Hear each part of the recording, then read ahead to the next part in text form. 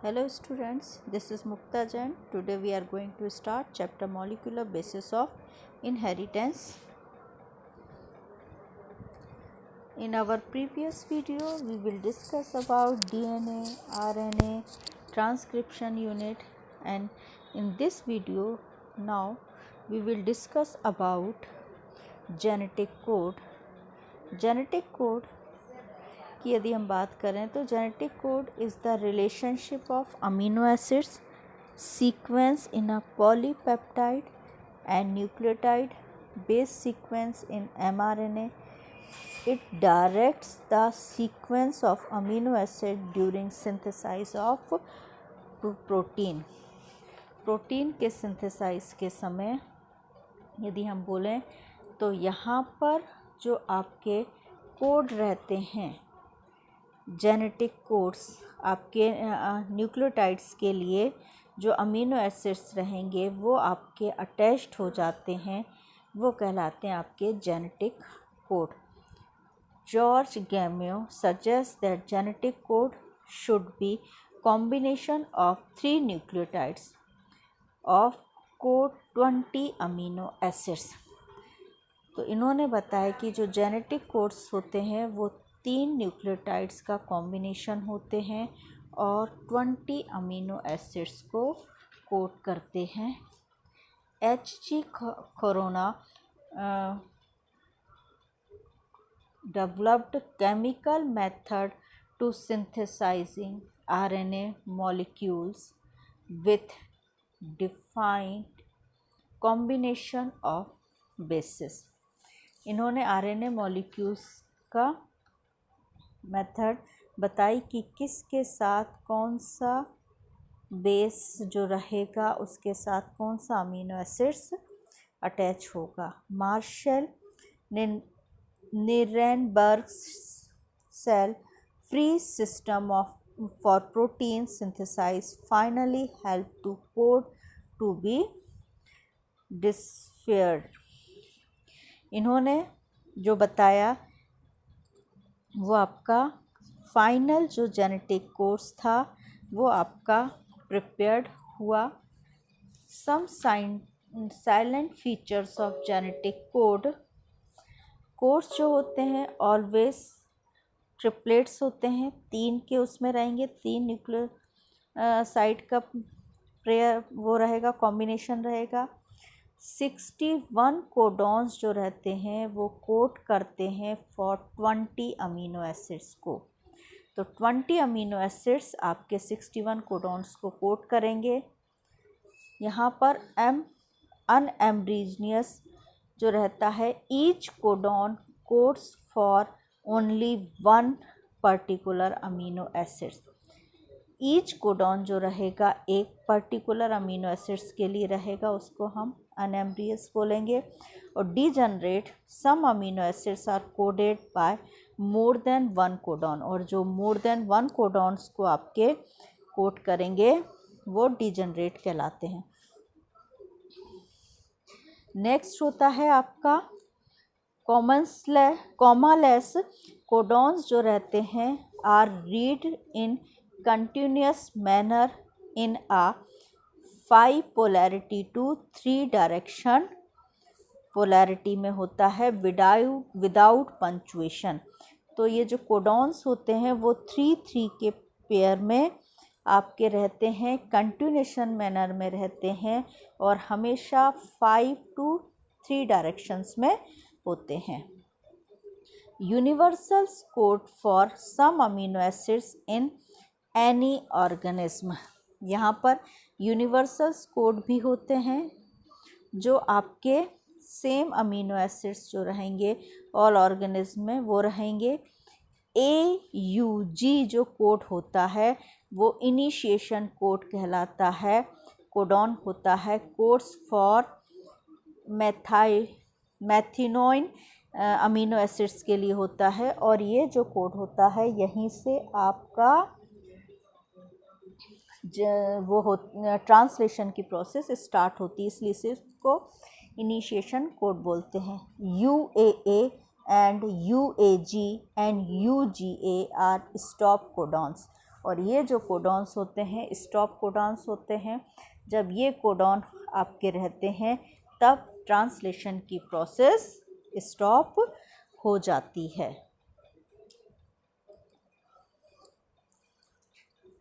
Next topic is mutation. Mutation हमने previous chapter में पढ़ा था। Mutation is the sudden change जो हो जाता है जीन में, उसको हम म्यूटेशन बोलते हैं। There are 3 types of mutation: point mutation, frame shift mutation and silent mutation. Now mutation जो रहता है आपका a change of single base pair.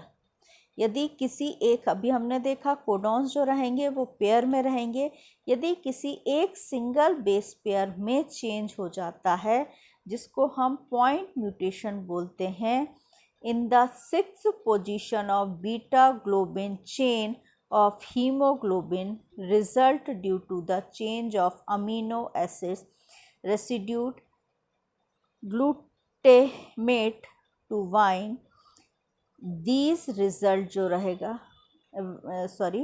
glutamate to valine, इसमें चेंज हो जाएगा। These result into diseased condition called sickle cell anemia। हमने previous chapter में देखा था कि सिकल सेल एनीमिया में जो आपका बीटा ग्लोबिन चेन में अगर हीमोग्लोबिन में सिर्फ एक अमीनो एसिड चेंज हो जाता है 6 पोजीशन वाला, तो वो डिजीज़ होती है sickle cell anaemia. Insertion and deletion of 3 और इट्स मल्टीपल बेसेस इंसर्ट और डिलीट 1 और मल्टीपल कोडॉन्स। यदि एक या एक से अधिक कोडॉन्स आपके इंसर्ट हो रहे हैं या डिलीट हो रहे हैं, हैंस 1 और more amino acids are reading frame, यहाँ पर पूरा का पूरा फ्रेम चेंज हो रहा है जिसको हम बोलते हैं remain unaltered forms that point onwards. Such mutations are called frame shift, insertion और डिलीशन म्यूटेशन, जिसमें पूरा का पूरा जो 3 कोडॉन्स हैं वो पूरा का पूरा बेस आपका या तो आ जाए, इंसर्ट हो जाए या डिलीट हो जाए, उसको हम बोलते हैं frame shift mutation. Now next is tRNA, the adapter molecules, जिसको हम ट्रांसक्रिप्शन की प्रोसेस बोलेंगे। यहाँ पर हम देखेंगे कि tRNA called the adapter molecules होता है। It has an anti codon loops that has base complementary to code present on mRNA and also has an amino acid acceptor to which amino acids bind. tRNA is specific for each amino acids. तो ये tRNA इसलिए बोला जाता है आपका translation की process में, जब आपका अमीनो एसिड्स बाइंड होते हैं, ईच कोडॉन्स पर आपके अमीनो एसिड्स बाइंड होंगे।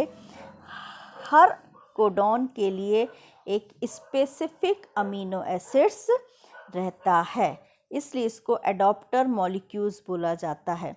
The secondary structure of tRNA is depicted as clove leaf. Clove की लीफ जो लौंग होता है उसकी तरह होती है ये। इन एक्चुअल स्ट्रक्चर जो रहता है इसका, the tRNA is compact molecule which look like inverted L. ये इन्वर्टेड एल की तरह आपको दिखाई दे रहा है। और ये क्लोव स्ट्रक्चर, ये आपका ईच कोडॉन, ये नीचे आपका कोडॉन और उसके लिए स्पेसिफिक अमीनो एसिड्स ज्वाइंट होते चलते हैं।